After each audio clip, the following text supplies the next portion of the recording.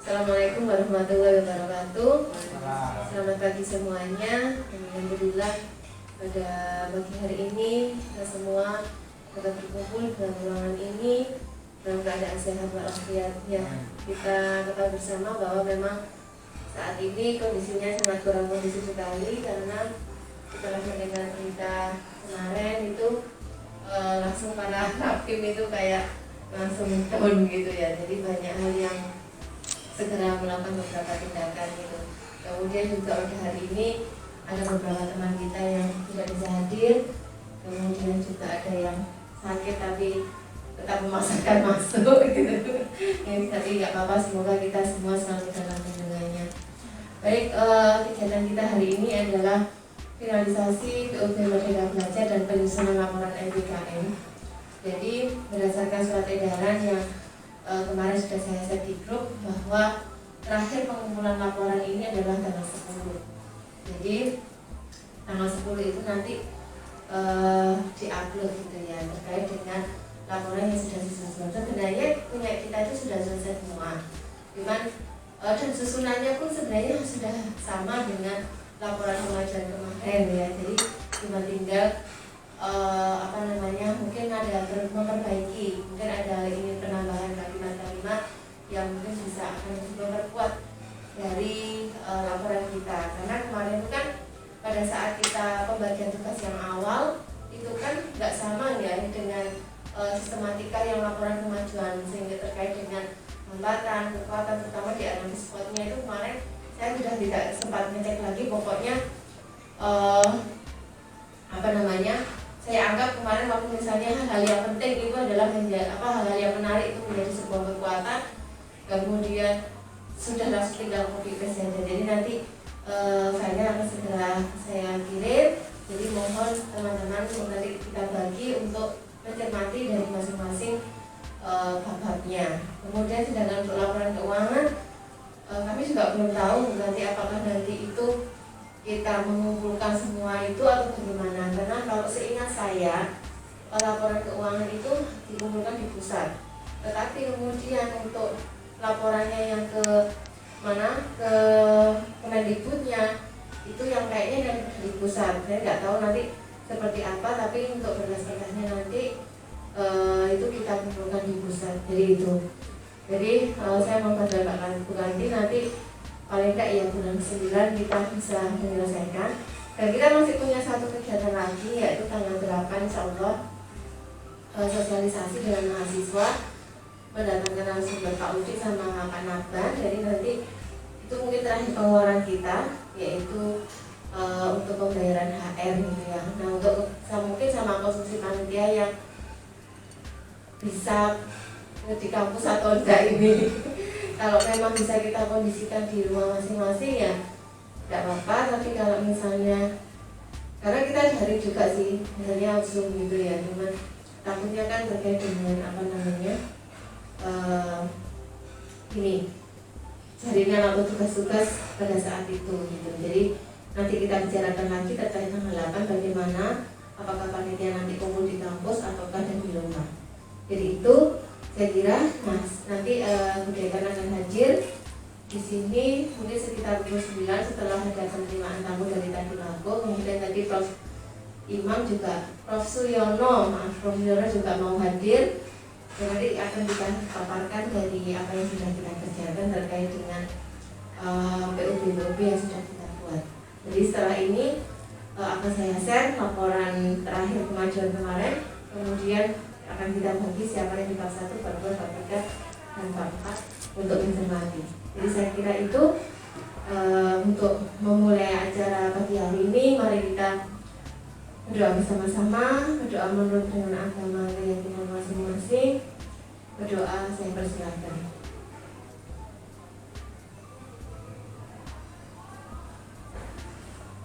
Berdoa selesai. Oke, selamat bekerja. Mungkin nanti kita juga nggak usah terlalu lama. Assalamualaikum warahmatullahi wabarakatuh. Bismillahirrahmanirrahim. Assalamualaikum warahmatullahi wabarakatuh. Salam. Selamat siang, pagi, menjelang siang, Bapak Ibu semuanya. Ini tampaknya masih ada beberapa yang belum hadir ya.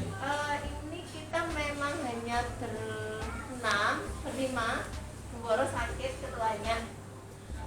Oke, sakit biasa bro. Oke, jadi ada cuman kita berempat kita. Baik, alhamdulillah pagi hari ini kita bisa di tempat ini untuk tugas tunggal, kegiatan tunggal, yakni finalisasi BOP Merdeka Belajar dan penyusunan laporan akhir. Bapak Ibu yang saya hormati, ada beberapa poin yang perlu kami sampaikan terkait dengan proyek ini. Yang pertama, kita bersyukur bahwa kita mendapat hibah berapapun besarnya nilainya. Jangan dilihat dari nominalnya, walaupun hanya 60 juta, ya. Sama 70 di UM itu mendapat nilai nominal sama 60 juta. Satu, harus disyukuri. Ini dari kementerian, dari Bermawan. Yang kedua, apa-apa yang telah Bapak kerjakan, tolong didokumentasikan dengan baik untuk keperluan laporan ini, baik yang terkait dengan laporan keuangan maupun laporan yang lain. Nanti memang ada file atau dokumen yang akan dikirim sesuai dengan ketentuan paling lambat tanggal 10. Ketika laporan kemajuan kemarin kita sudah terlambat 1-2 hari. Tolong untuk periode ini, untuk laporan ini kita terlambat. Tetapi memang sangat bergantung pada prodi yang lain. Ini saya usahakan untuk membuat menyiapkan laporannya. Yang ketiga, Bapak Ibu, tentang Merdeka Belajar ini secara berkelanjutan tidak akan henti di sini, tidak akan berhenti di sini. Ini sudah ada tawaran lagi, tetapi memang sangat-sangat kompetitif. Hari Senin yang lalu kami mencoba mendaftar untuk memperoleh akun. Mudah-mudahan berhasil pendaftaran itu, karena begini prosedurnya. Kami harus mendaftar dulu untuk memperoleh akun, lalu setelah itu dicek, diverifikasi apakah UM itu beres PDDT-nya. Kalau PDDT-nya beres, maka akan diberi akun. Kalau diberi akun, berarti nanti ada kesempatan untuk membuat proposal. Itu. Jadi kami telah mendaftar hari Senin yang lalu, tanggal 30. Mudah-mudahan proses pendaftaran itu berhasil, karena hanya 1 hari.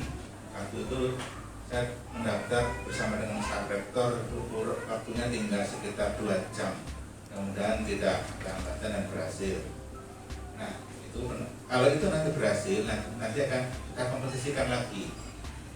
Intinya tentang Merdeka Belajar yang bisa diterapkan melalui 4 modus ini harus betul-betul dilaksanakan. Modus yang pertama, lintas prodi dalam satu perguruan tinggi. Teman-teman dari seni rupa dan seluruh prodinya, pada saatnya ingin belajar manajemen pemasaran tentang produknya, silakan mengambil mata kuliah di ekonomi. Itu lintas prodi dalam satu universitas. Kemudian lintas prodi, lintas universitas, lintas perguruan tinggi, ya. Prodi lintas atau prodi yang sama dulu, prodi yang sama di perguruan tinggi yang berbeda. Misalnya prodi yang sama dari saya dengar dari ketua jurusan, dari UM ini bermitra dengan UNES ya Pak ya, Pak Bida. UNES ya, UNES bermitra dengan UNES. Itu namanya sesama prodi antar perguruan tinggi. Yang ketiga nanti yang beda prodi, beda perguruan tinggi. Bisa prodi seni rupa bersama dengan prodi yang lain di ITB, bukan prodi seni rupa tapi. Yang keempat, di luar kampus. Di luar kampus berarti teman-teman atau calon lulusan dari seni rupa ini diajak untuk saya menyebut jurusannya seni desain. Seni desain ya. Seni desain ya, ini seni tari dan musik. Seni tari dan musik nanti bekerja sama dengan unit, lembaga, institusi atau apapun namanya di luar kampus. Misalnya apa Mbak yang cocok? Lembaga kursus misalnya, monggo silakan. Nah, itu 4 modus.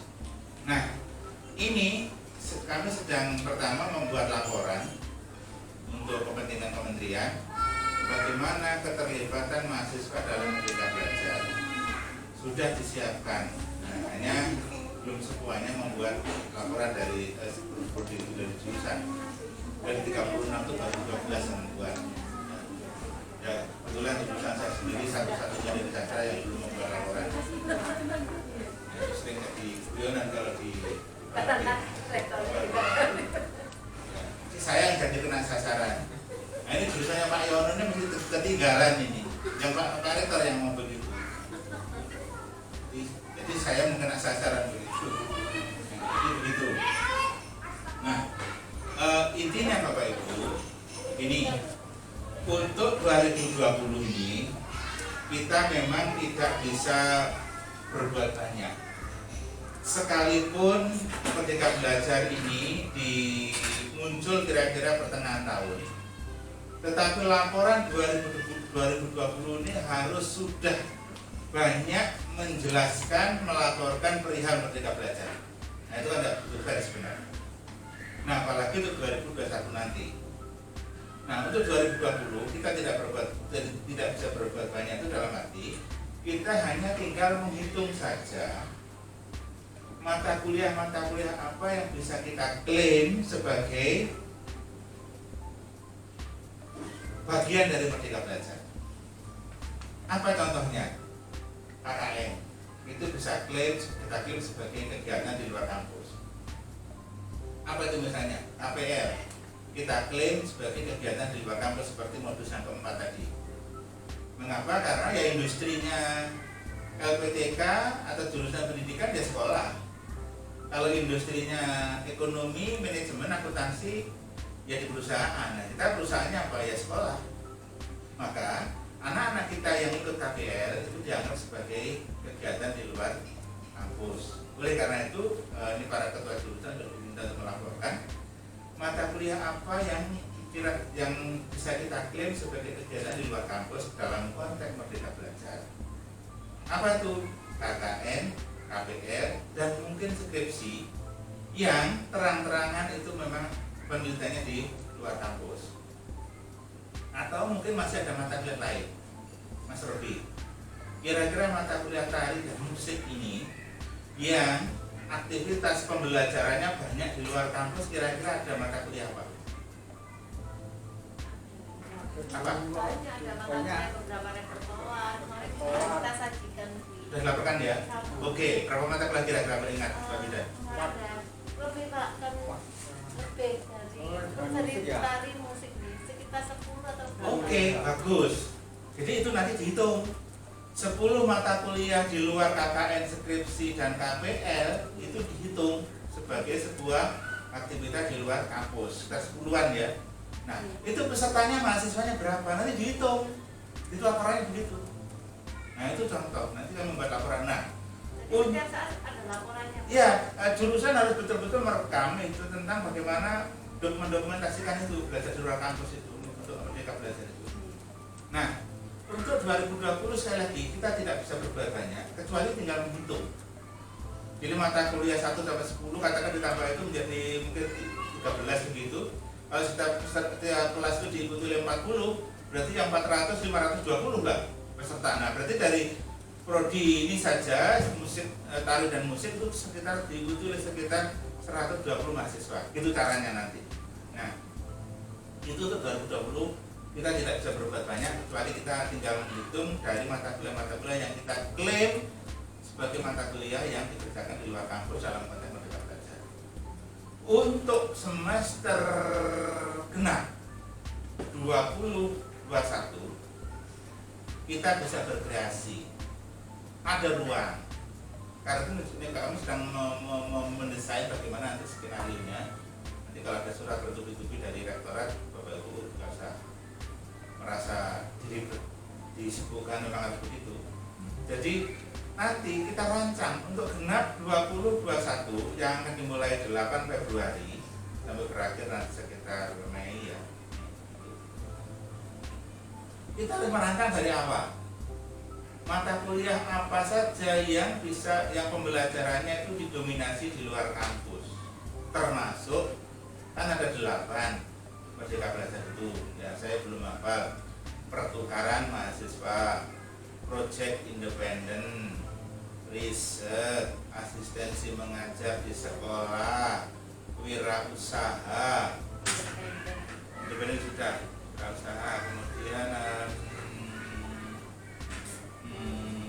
membangun desa, pakai tematik itu, kemudian apalagi kurang dua.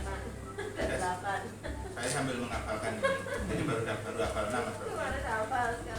Nah, jadi itu, mari kita rancang itu, ya. 8 itu apa? Ya. Jadi memang tidak harus semuanya. Yang logis, yang wajar, yang realistis.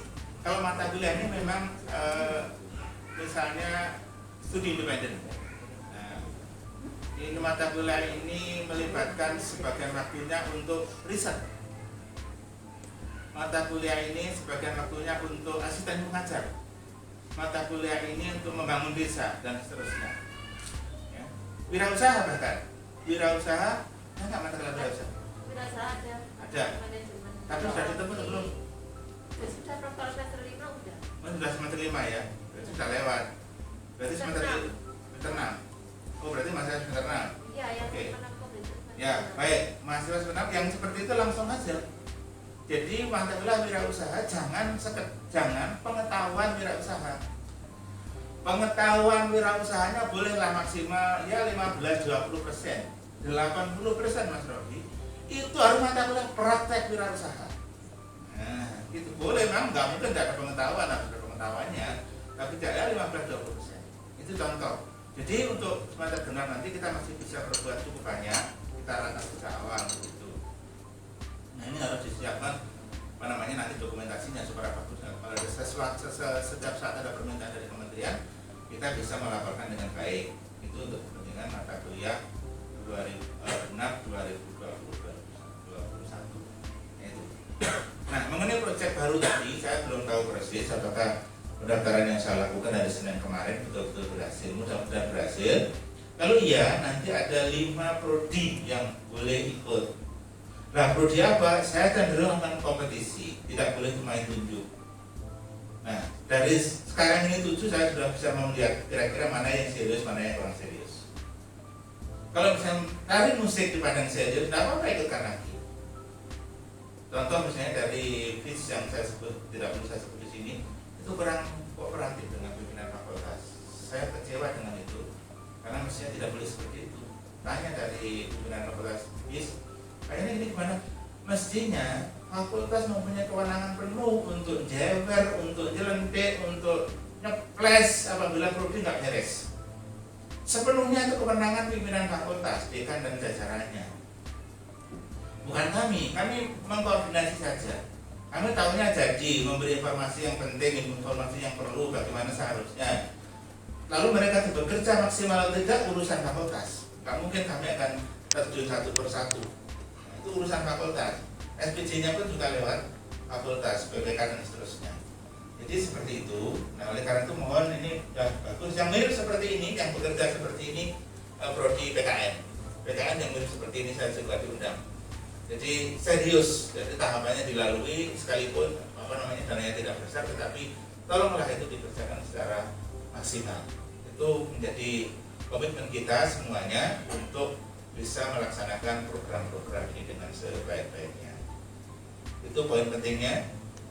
Mohon nanti diseriusi Mbak Ketua Jurusan, karena beberapa hari lagi kita harus membuat laporan untuk laporan akhir.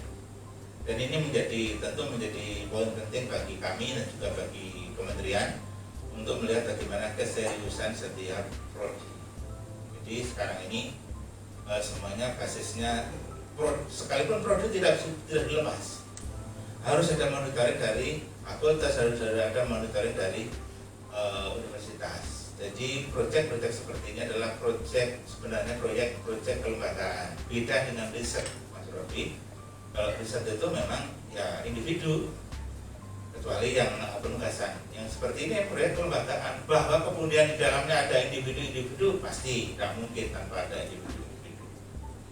Jadi itu saya kira penegasan saya. Mudah-mudahan dengan begitu Bapak Ibu semuanya bisa menyeriusi kegiatan ini sebagai bagian dari amal ibadah kita melalui kelembagaan kita.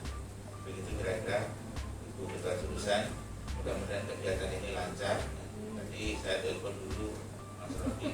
Jadi saya menyebut, mengapa yang sering saya sebut Mas Robi? Saya hafalnya hanya Mas Robi dan Mbak Binda. Menurut saya yang lainnya ini masih belum tahu. Ya mungkin juga saya sudah tua karena karena terlalu jauh ya. Kalau Mas Robi ini kan dalam tanda petik kan sebaya. Mbak Binda karena ketua jurusan ya. Itu pun ngapalnya jenenge Mbak Binda itu baru beberapa minggu terakhir saya tahu. Dulunya sopo saya ketua jurusan. Ini desain itu bolak-balik gitu ya.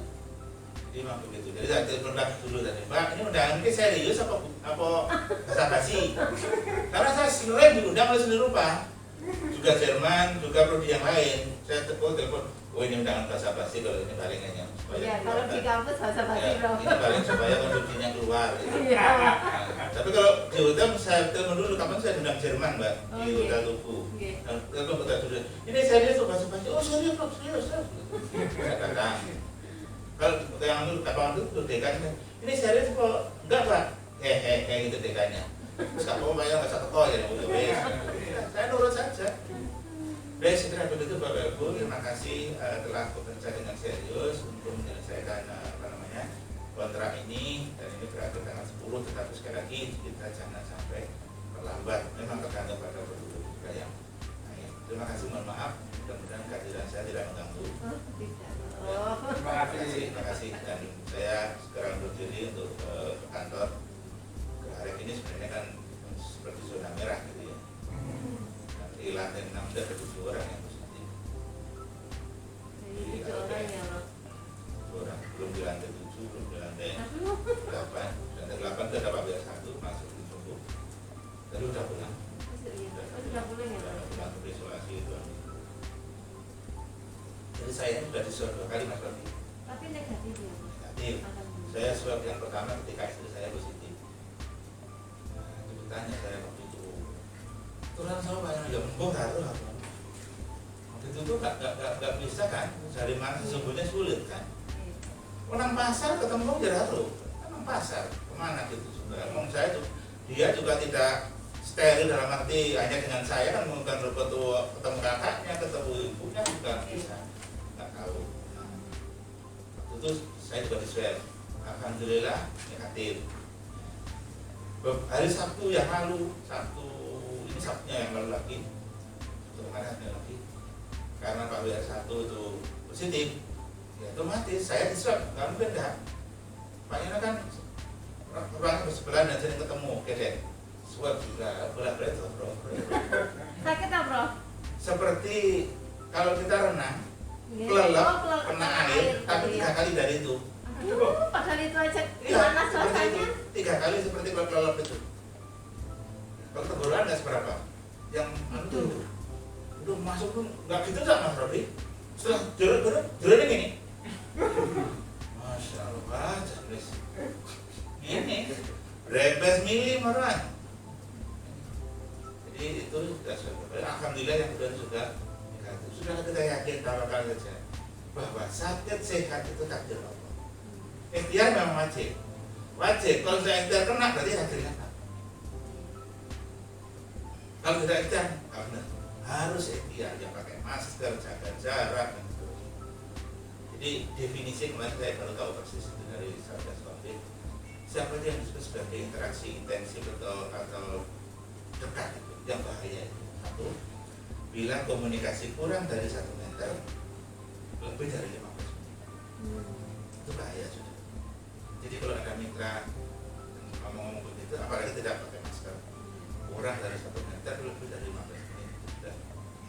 Kan kalau ketemu dengan orang ngomongnya jangan lama-lama, jaga jarak, dan ngomongnya yang lama-lama seperlunya saja. Itu apalagi yang hasil tak boleh. Saya itu mudah-mudahan Bapak semuanya kita selalu dijaga oleh Allah dari segala macam penyakit yang bahaya termasuk corona ini. Dan mudah-mudahan kita tetap sehat walafiat, bisa menjalankan tugas sehari-hari dengan sebaik-baiknya. Terima kasih, mohon maaf, dan saya akhiri. Assalamualaikum warahmatullahi wabarakatuh.